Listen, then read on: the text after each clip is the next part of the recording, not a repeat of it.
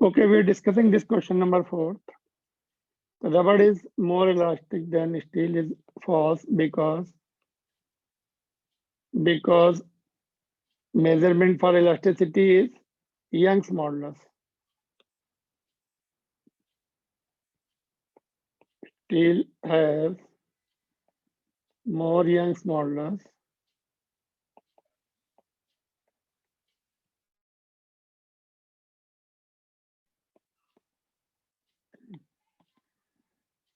जिसका Young's modulus मोर होता है उसकी elasticity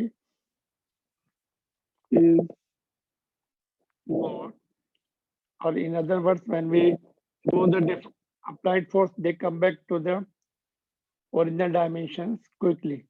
Steel wire will come back to the original dimension quickly as compared to rubber for same applied force. Therefore, steel is more elastic. All right. This question is interesting. कैसे करेंगे देखो, एक rod है 1.05 metre की, having negligible mass is supported at its end by the two wires of the steel, wire A, and ये steel की है, ये एल्युमिनियम की है. All right. Wire B of equal length as shown. The cross-sectional area of wire A and B are 1 and 2 respectively. At what point along the rod should a mass M be suspended in order to produce equal stresses and equal strain in both steel and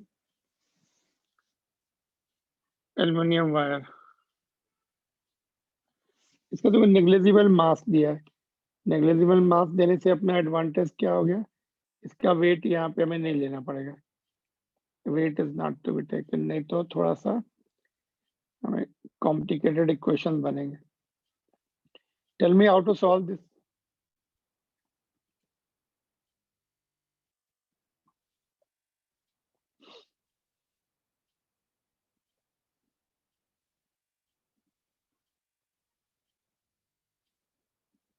Equal stresses means F1 upon A1 is equal to F2 upon A2.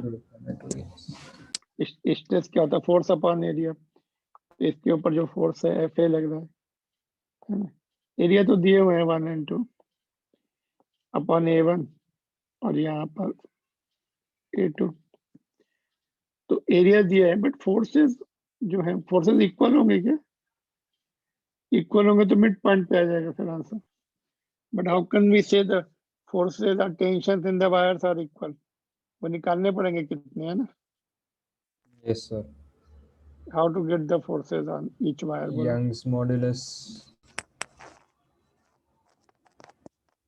उससे निकल सकते ना. Length दिया है. तो अच्छा, change in delta length नहीं दिया, चेंज इन नहीं लेंथ. दिया, चेंज इन लेंथ नहीं दिया. Anybody else? Arjun, can you try this question? बोलो. देखो इक्विलिब्रियम में है रॉड. इक्विलिब्रियम में क्या, इक्विलिब्रियम में है तो उसका क्या एडवांटेज ले सकते हैं. इक्विलिब्रियम में नेट फोर्स 0 होता है, और क्या 0 होता है, acceleration. Net torque is also 0. तो टॉर्क की इक्वेशन वर्क करेगी. यहाँ पे देखो टॉर्क की इक्वेशन वर्क करेगी, वहां से हमें इक्वेशन मिलती है. देखो तो टॉर्क अबाउट ओ ले लो, यहाँ से force into perpendicular distance that is F A into x, और यहाँ से ये अपोजिट है तो माइनस. इधर घुमाने की कोशिश कर रहा है क्लॉकवाइज और ये एंटी क्लॉकवाइज. वैसे एंटी क्लॉकवाइज को पॉजिटिव लेते हैं ना as per the rule, but एक प्लस एक माइनस है, राइट साइड में तो 0 है. वैसे भी एफ बी का डिस्टेंस कितना है, परपेंडिकुलर डिस्टेंस ये वाला पॉइंट ओ से ले रहे हैं. Torque about O 1.05 minus X minus clockwise torque F A का कितनी डिस्टेंस पर, एक्स पर. That should be equal to 0 since equilibrium. Since equilibrium है, घूम नहीं रही, रात घूम रही क्या नहीं। यहाँ से हमें F A upon F B का रिलेशन मिल गया। ये बस इक्वेशन बनाएंगे हम उनके यंग्स मॉडुलस से, डिवाइड कर देंगे, जहां पर F A upon F B है उसकी वैल्यू पुट कर सकते हैं। देखो y1 is equal to fa upon area of cross section of wire A into L upon delta L, है ना, और y2 is equal to fp upon area of cross section of wire B, दोनों हाँ दिया, L upon delta L। यहाँ से divide कर दो, y1 by y2 कितना आ रहा है बोलो, fa upon fb और area of cross section of B upon area of cross section of A, और ये कैंसिल हो जाएगा, तभी तो ओरिजेंटल रहेगी। तो ए का एरिया ऑफ क्रॉस सेक्शन 1 है और बी का 2 है, ए का 1 है, तो y1 क्या है, हम 1 किसको ले रहे हैं, एक्चुअली स्टील का ले रहे हैं। हाँ सर, ए स्टील का है ना, ए और बी। हाँ तो यंग्स मॉडल से स्टील का कितना है, देखो 200 है, और ये कितना है 70 है, तो स्टील का 4 एफ ए जो है 1.05 माइनस, और स्टील का कितना है, area of cross section A का, वायर ए स्टील है 1/2, मीटर में कन्वर्ट करना पड़ेगा। देर नहीं तो वो कैंसिल हो जाएगा, बट हमने अच्छा हाँ, वो सीक्वेंस तो सही लिखी कैंसिल है। हो जाएगा, डिवाइड करेंगे ना। हाँ, तो 1/2 सॉल्व करके देखो कितना आ रहा है, 2x 2x, ये 20 40x आ गया ना, और ये 7। यहाँ पे वैल्यूज जो है ना सही ली कि हमने स्टील की एल्यूमिनियम की, ठीक है। 7.35 माइनस 7x हाँ, तो ये कितना हो जाएगा तुम्हारा, equal to 47x is equal to 7.35, तो x is equal to, something has gone wrong.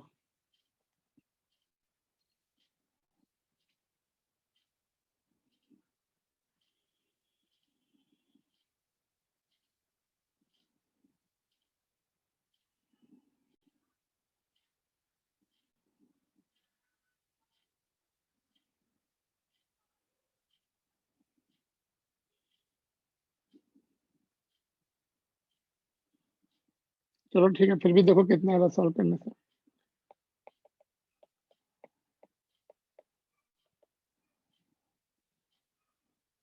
Answer इसका कितना दिया, 0.7 दिया गया, 0.7 दिया।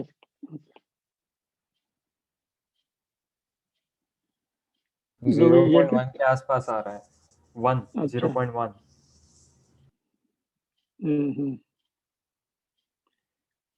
ओके, तो इसको सॉल्विंग 0.1 कैसे आएगा यार, अच्छा 0.1 समथिंग आएगा, 0.1, ओके,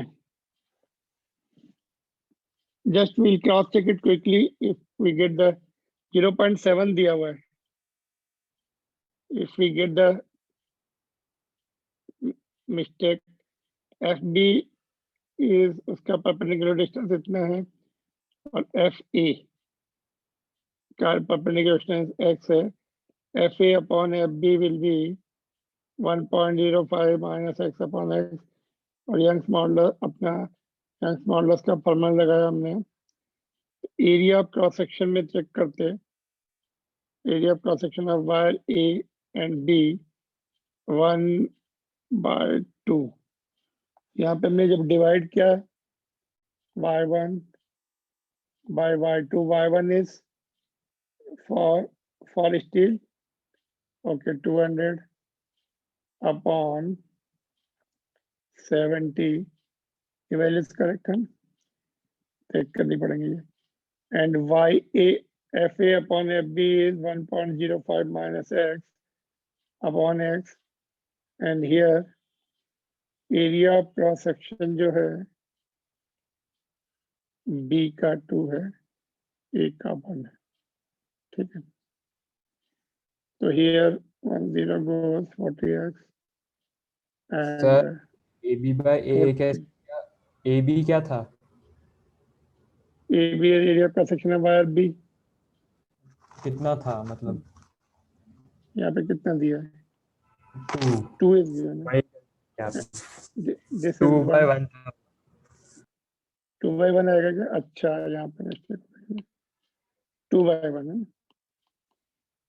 तो यहाँ पर फिर से चेंज करना पड़ेगा, सॉल्व करके बताओ अभी, चलो फटाफट। 4 2/1 से है ना, बाय 4 ही इंक्रीज होगा लेकिन सर 4 टाइम्स।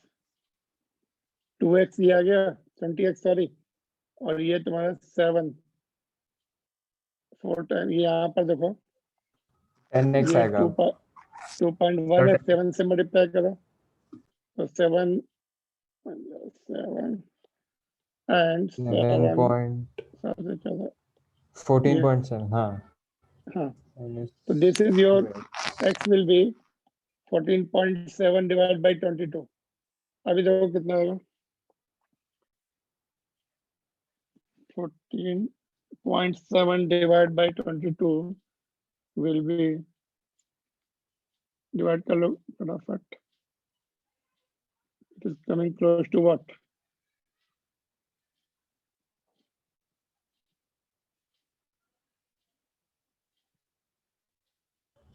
0.6 समथिंग कुछ। 0.668 आ रहा है, दैट उन्होंने 7 लिया है ना। Okay Okay, 0.668, that is close to 0.7 metre, ठीक है। ये हो गया फर्स्ट पार्ट है ना। सेकेंड पार्ट में देखो बात जैसे कि इक्वल स्ट्रेंथ है, इक्वल स्ट्रेंथ में क्या होगा, L upon delta delta L1, L delta L by L। Delta L1 delta L2 equal है ना। तो यहाँ से हम बना सकते हैं, देखो how to get second part, strain is equal to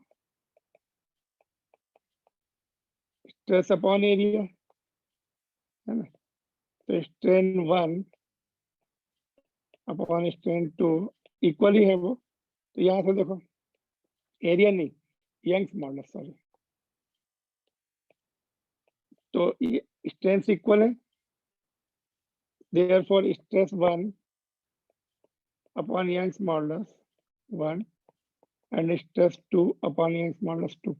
अभी stress 1 is equal to stress 2 तो हमने लिखा ही था यहाँ पे है ना, ये तो उसी से बना हाँ है ना। सर हाँ हाँ।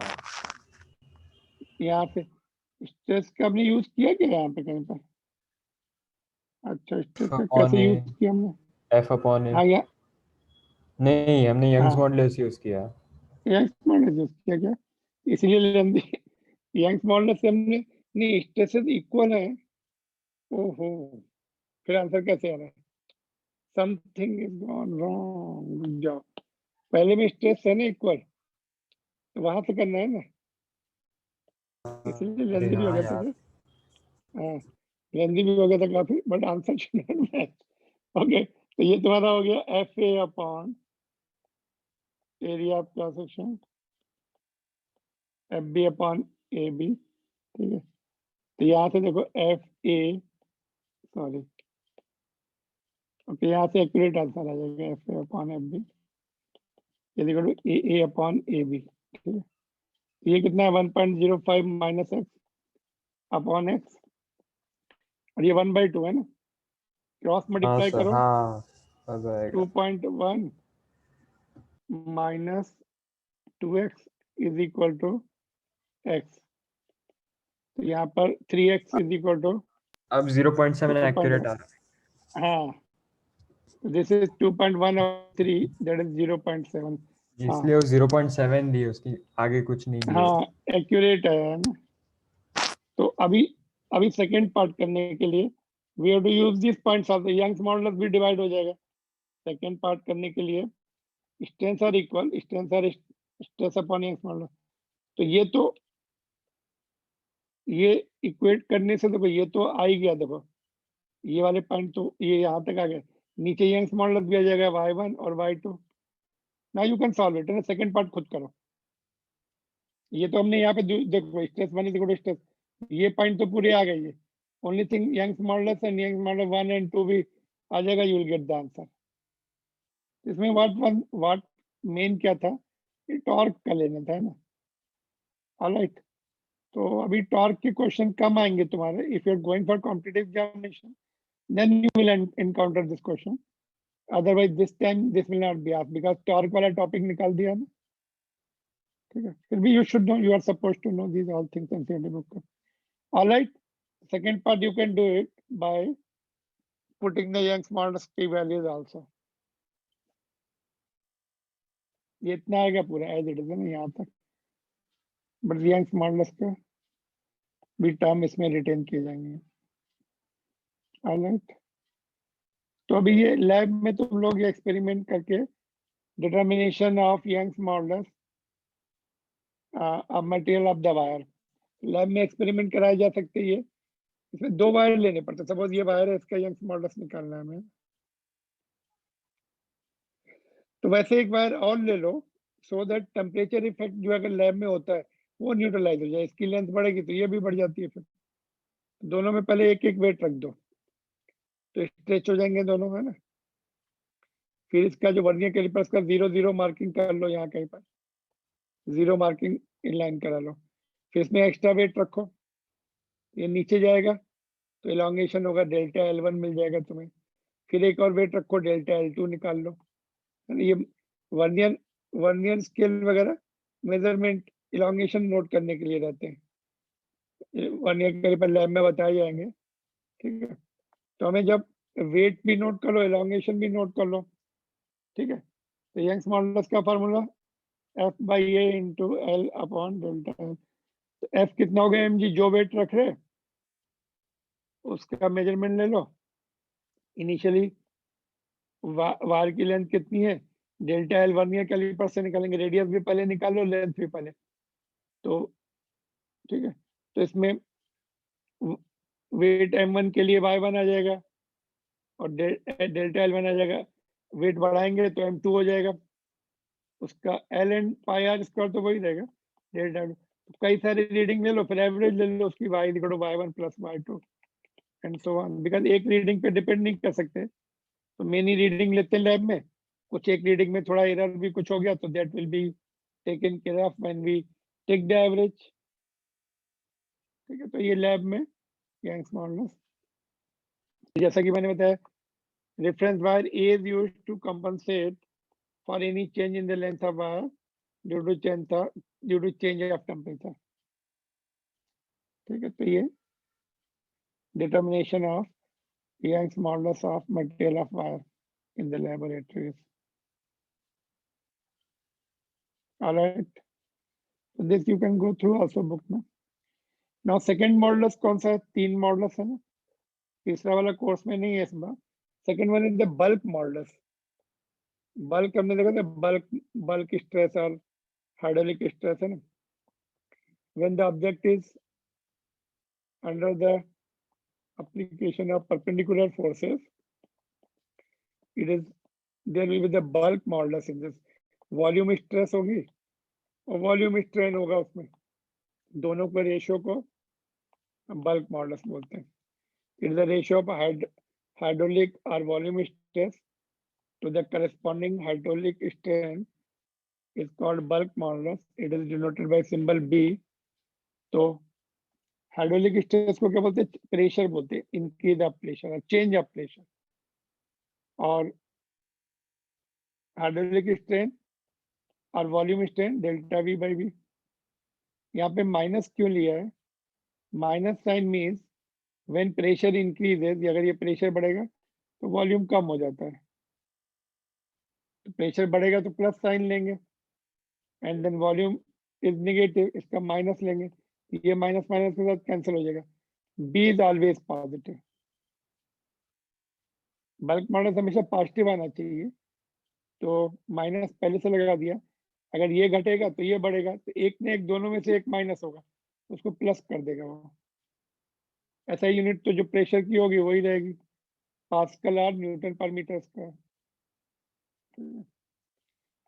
न्यूमेरिकल में माइनस नहीं लेंगे ना, न्यूमेरिकल में क्या करेंगे, प्लस ही लेंगे, क्योंकि हमें पता है one of them will be minus, तो हम उस माइनस के चक्कर में कंफ्यूज ना हो, और बल्क मॉडल्स हमेशा प्लस ही रहता है, तो यहाँ पे हम प्लस लेके चलेंगे इसको न्यूमेरिकल में। Don't use minus sign. Minus sign का सिग्निफिकेंस कहाँ होता है, जब इंटीग्रेशन वगैरह करके निकालते हैं हम, वेरिएबल कंडीशन होती है ना, तब माइनस साइन रिटेन करना पड़ता है।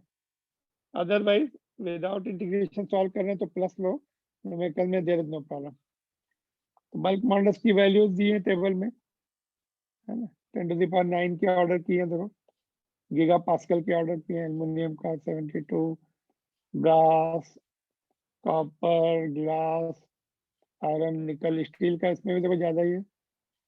कॉपर का बल्क मॉडल भी गुड है, निकल का बहुत ज्यादा है, लिक्विड्स के काफी कम है, एयर का फर्दर लेस है, एयर का बहुत कम है, 10⁻⁴ इधर आ गया, ऊपर ऑफकोर्स 10⁹ रहेगा ही। This values will be given, you don't have to worry, है ना। ऑलराइट, तो ये फार्मूला याद करना है, डेल्टा पी अपॉन वी को ऊपर भेज सकते हैं, यहाँ पे देखो डेल्टा वी यहाँ पे रखो, ऊपर भी आ जाएगा, डेल्टा वाला एक टर्म ऊपर है और एक नीचे है, delta means change. Are you getting it? तो कॉम्प्रेसिबिलिटी क्या होता है, reciprocal of bulk modulus, it is reciprocal of bulk modulus, मतलब कोई चीज कॉम्प्रेस हो रही है ना, कॉम्प्रेसिबिलिटी जिसकी ज्यादा है उसका बल्क मॉडुलस कम होगा।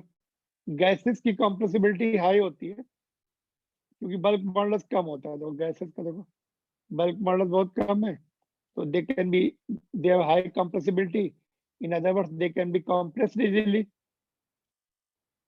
कंप्रेसिबिलिटी का मतलब क्या है, जिनको हम high compressibility means easily compress